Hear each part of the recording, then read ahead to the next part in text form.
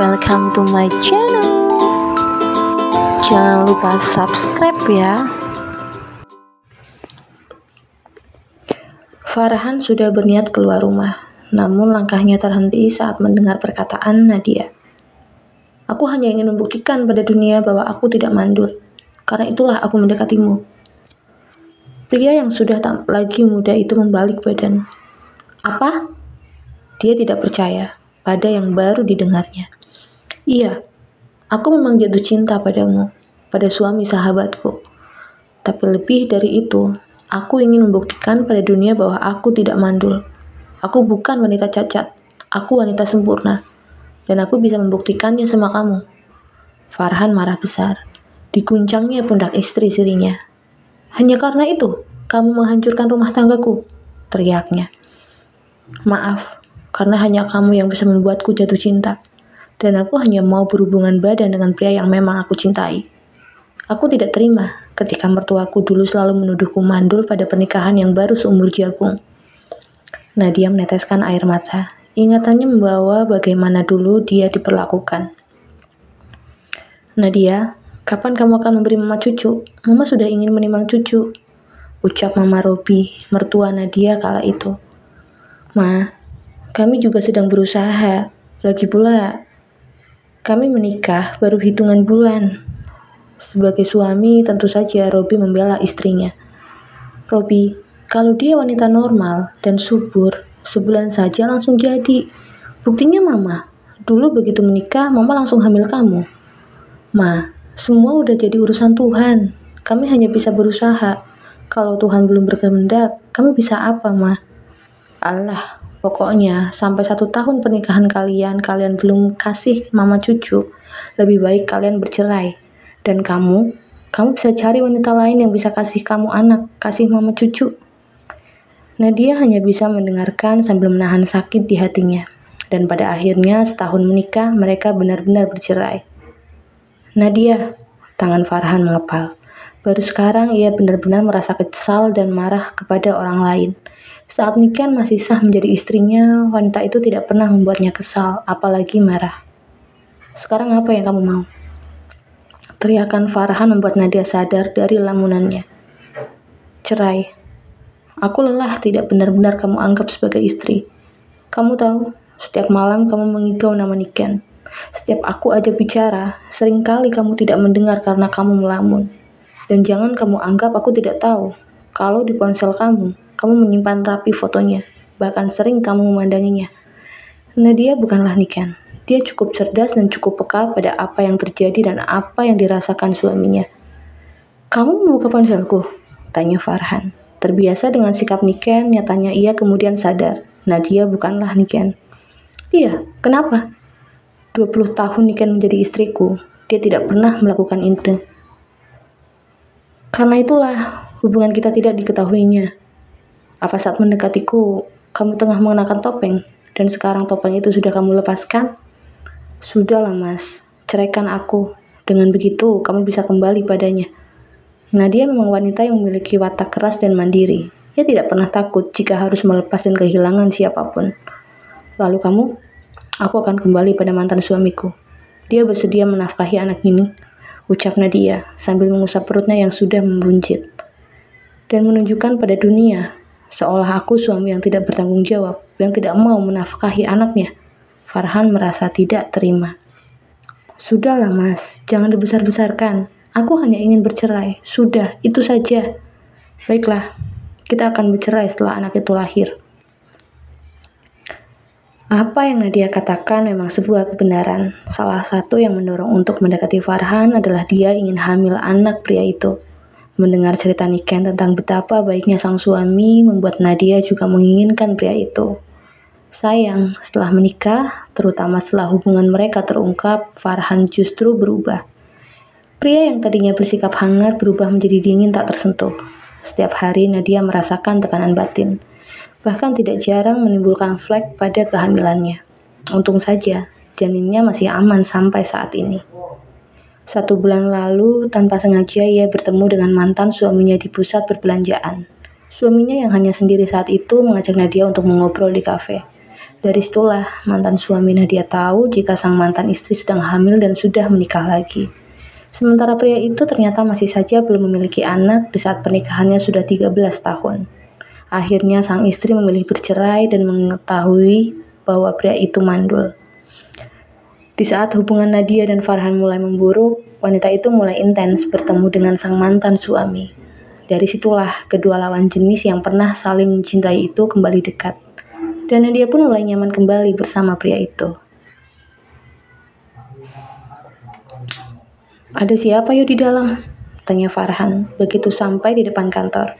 Ada mobil lain yang terparkir. "Ada Pak Indra, Pak," jawab Rio. Ada nada ragu-ragu dalam ucapannya. "Pak Indra, temennya ibu, yang biasa ngajak ibu pergi." Rio mengamati perubahan wajah bosnya. Ia merasa ngeri sendiri. Dengan langkah lebar, Farhan langsung masuk ke kantor.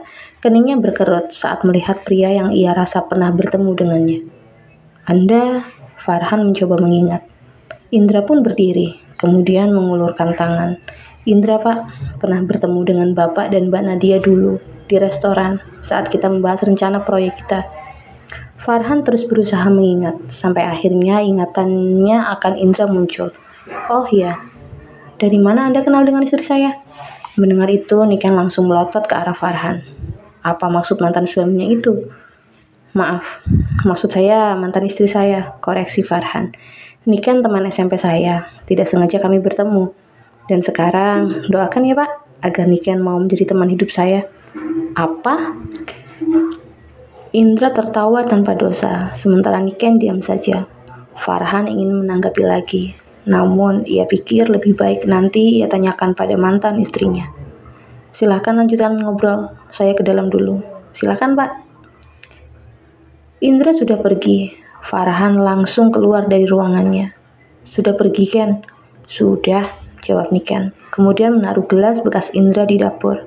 Farhan pun mengikuti. "Apakah yang dia ucapkan benar? Maksud kamu?" "Maksudku, apa dia calon kamu?" Niken menatap sekilas ke arah Farhan. "Aku rasa itu tidak ada hubungannya denganmu." "Ada, karena jika benar, berarti dia calon ayah sambung anak-anak. Jadi, aku harus tahu bagaimana dia." "Wow, sangat penting buat kamu. Tapi, saat kamu mencari ibu sambung untuk anak-anak, kamu tidak minta pendapatku dulu?" "Ken, jangan bahas itu lagi. Kalau begitu, berhenti ikut campur urusan pribadiku. Urusi saja istri kamu yang sedang hamil itu." Niken sudah berjalan keluar dapur, namun langkahnya terhenti.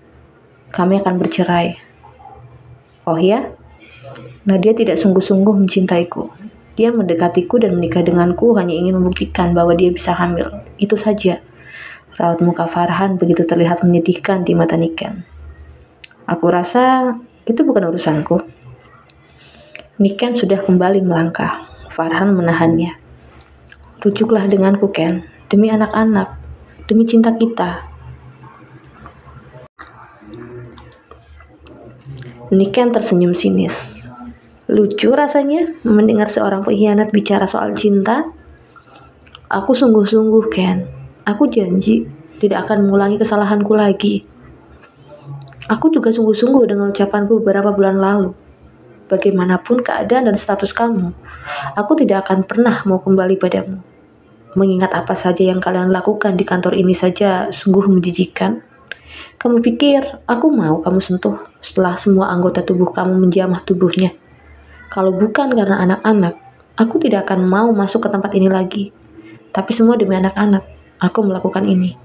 Dan masalah aku dan Indra, untuk terakhir kalinya, aku bilang ke kamu, jangan campuri urusan kami. Kalaupun nantinya kami akan menikah, itu hak kami.